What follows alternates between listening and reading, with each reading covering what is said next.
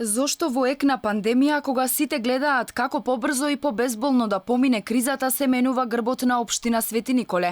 Колку пари ќе ја чини општината новиот грб? Не се плаши ли градоначалникот дека соседна Атина ќе му се налути заради античкиот символ, розетната од билазора на новиот грб? И зошто негодуваат хералдичарите?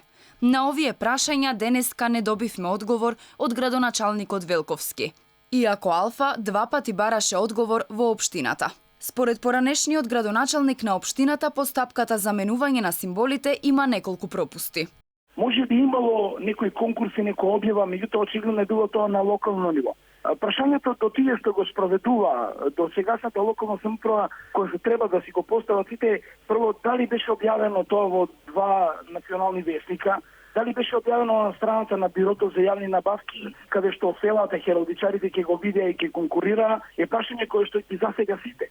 И затоа беше, мислам, бурна реакцијата од страна на селата на хералдичарите, во она што го видов на вашиот медиум и по електронските медиуми, дека буквално никој не знае за ова.